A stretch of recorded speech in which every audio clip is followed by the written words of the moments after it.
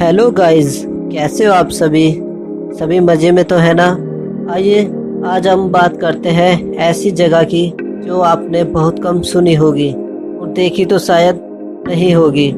जिन लोगों ने इस जगह का नाम पहले सुना हुआ है या जगह पर गए हुए हैं वो कमेंट में ज़रूर बताएं। तो मैं बात कर रहा था उत्तराखंड में ओली। ओली एक बहुत ही खूबसूरत जगह है। यह जोशीमठ से पड़ती है। तो चलिए वीडियो शुरू करते हैं।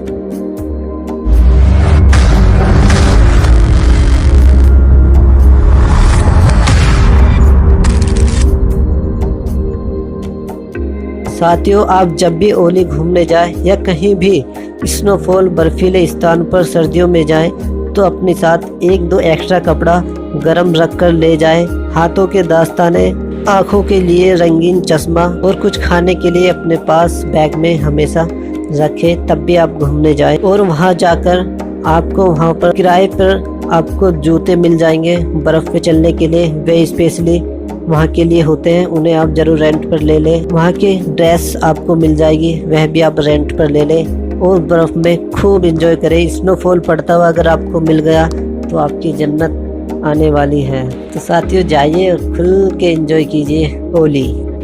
दोस्तों, ओली उत्तराखंड राज्य के चमोली जिले में पड़ता है। इसे ओली बुग्याल भी कहते हैं। यह गढ़वाली भाषा है। इसमें बुग्याल का मतलब होता है पर्वत का से ढका हुआ मैदान। साथियों, ओली किस समय घूमने जाना चाहिए यह मैं आपको आगे जाकर के बताऊंगा। ओली जाने के लिए हमें दिल्ली से आना होगा। दिल्ली से या तो आप देहरादून आ सकते हैं या फिर आप हरिद्वार आ सकते हैं। इन दोनों जगह पर ही आपको आना पड़ेगा। दिल्ली से ओली की जो दूरी है 333 किलोमीटर की है और यहाँ पर जाने में जो समय लगेगा 8 घंटे 38 मिनट का समय लगेगा। यहाँ डायरेक्ट ट्रेन नहीं जाती है। अगर आप दिल्ली से देहरादून आए हैं तो देहरादून से जो ओली की दूरी पड़ती है, देहरादून से ओली की जो दूरी है 278 किलोमीटर है और हरिद्वार से ओली की दूरी 288 किलोमीटर पर पड़ती है। अगर आप दोनों जगह में से कहीं एक से भी अगर आप जा रहे हैं तो आपको यह दूरी तो तय करनी ही होगी। वहाँ के लिए कोई भी ट्रेन नहीं जाती है, आपको बाई रोड आना ही होगा। आप देहरादून से जाएं या हरिद्वार से जाएं, आपको जोशीमठ आना ही होगा।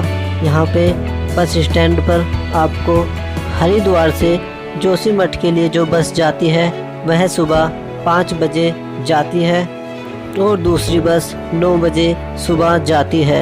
सबसे अच्छा रहेगा अगर आप बस का इस्तेमाल करें तो आपका किराया बहुत ही कम लगेगा।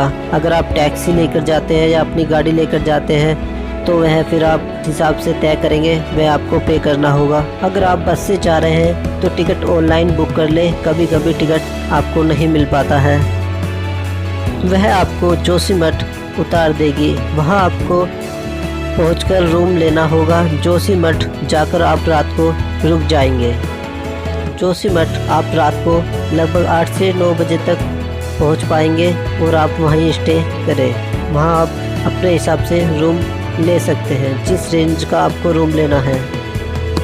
वहां भी रूम 1000 से 2000 3000 मिल जाते हैं आसानी से।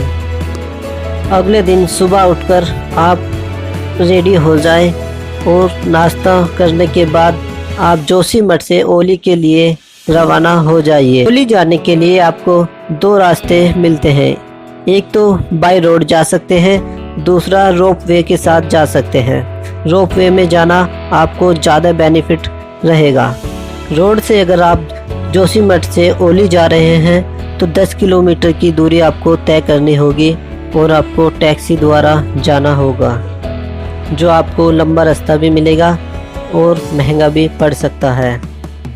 लेकिन अगर बात करें रोप वे की तो इसकी दूरी 4 किलोमीटर की पड़ेगी और आप पहाड़ों के ऊपर से पूरे व्यू का मज़ा लेते हुए जा सकते हैं। इसका टिकट आपको 1000 रुपये पर व्यक्ति मिलेगा, जो आपको पॉइंट 8 तक ले जाएगा। रोप वे का इसलिए भी लोग ज़्यादा इस्तेमाल करते हैं क्योंकि अधिक बर्फ़ पड़ने पर वहाँ रास्ते बंद हो जाते हैं। तो आपको एक जिसका आप इस्तेमाल करेंगे और ओली तक जाएंगे। आपको ओली जाने के लिए रोपवे का जो टाइम है जाने का सुबह 9:15 से शुरू हो जाता है और शाम को 4:15 तक बंद हो जाता है। तो आपको जल्दी वापसी में आना होगा क्योंकि भीड़ ज़्यादा हो जाती है। फिर आपको ओली में ही रुकना होगा। वहाँ पे आप कमरा फिर से लोगे तो आपको महंगा पड़ जाएगा, इसलिए आप ओली घूमकर वापसी आ जाए। रोपवे का टिकट आपको 3 दिन के लिए वैलिड है। आप चाहे तो दोबारा जा सकते हैं, लेकिन घूमने की इतनी जगह होने के कारण कभी कोई अपना टाइम दोबारा वहाँ नहीं देता। अब बात करते हैं ओली पहुँचने के बाद क्या क्या एक्टिविटी करें। तो आप सबसे पहले वहाँ जाकर चेयर लिफ्ट कार का भी आनंद ले सकते हैं। वह आपको और ऊपर तक 10वें पॉइंट तक ले जाएगी। अगर आप और ऊपर जाना चाहते हैं तो आप वहाँ भी जा सकते हैं। इसका टिकट आपको अलग से लेना होगा। 300 रुपये से 500 रुपये पर व्यक्ति आपको वह टिकट मिल जाएगा। और जो आगे की एक्टिविटी है उसे बताने से पहले मैं आपको बता दूं ओली कब जाना बहुत अच्छा रहेगा, किस समय में आप ओली जा सकते हैं। तो साथियों, ओली तो आप कभी भी जा सकते हैं। गर्मी में जाएं तो आपको वहाँ ठंडक मिलेगी और देखने को बहुत ही अच्छा व्यू मिलेगा। वहाँ पे आर्टिफिशियल झील भी है। लेकिन बात करें दिसंबर से मार्च तक की तो यह समय एकदम बेस्ट है। स्नोफॉल बहुत अच्छा होता है और स्नोफॉल देखने के लोग सबसे अधिक जाते हैं। अगर स्नोफॉल आप नहीं देखते तो आपका वहाँ जाना बेकार ही है। सर्दी तो हमारे यहाँ भी नॉर्मल होती ही है, लेकिन बर्फ़ पड़ते हुए देखना किसी पसंद नहीं है। आप वहाँ ज़रूर जाएं। दिसंबर से मार्च बेस्ट एकदम, आप इस महीने में ही जाएं। तो साथियों, अब बात करते हैं बाकी एक्टिविटी की। तो आप वहाँ जाकर स्कैकिंग कर सकते हैं। स्कैकिंग का जो रेट है 1 घंटे का 500 रुपये है। आप चाहे तो पूरा दिन कर सकते हैं, उसका चार्ज आपका अलग लगेगा। आप वहाँ पर ट्यूब राइड एक्टिविटी भी कर सकते हैं, उसका 100 रुपये पर व्यक्ति आपको पे करना होगा। और ट्रैकिंग भी आप वहाँ कर सकते हैं। लोग वहाँ बहुत ही मज़े करते हैं। ज़्यादातर वहाँ कपल ही जाते हैं क्योंकि बच्चे बहुत कम सर्दियों में जाना पसंद करते हैं और माता पिता लेकर भी नहीं जाते हैं। वहाँ आपको एक झील भी देखने को मिल जाएगी जो लोगों द्वारा ही आर्टिफिशियल बनाई गई है। वह सर्दी में एकदम जम जाती है, आप उस पर चल भी सकते हैं। उस झील को चिनाब झील कहते हैं। चारों तरफ आपको सफ़ेद चादर बिछी हुई दिखाई देगी। इतना स्नोफॉल होने के कारण वहाँ पर बर्फीले पहाड़ चारों ओर सफ़ेद चादर ओढ़े हुए हैं। और कहां कहां पर आप घूम सकते हैं। गुरसो बुग्याल पर भी आप घूम सकते हैं। वहां से आपको त्रिशूल पर्वत भी देखने को मिल जाएगा। नंदा देवी पर्वत भी आप वहां से देख पाएंगे। फिर आप वापसी जोशीमठ आने के बाद रुद्रप्रयाग भी जा सकते हैं, जहां आपको 2 गंगा का मिलन देखने को मिलेगा। एक अलकनंदा और दूसरी मंदाकिनी। इन दोनों का संगम आपको देखने के लिए रुद्रप्रयाग में मिल जाएगा।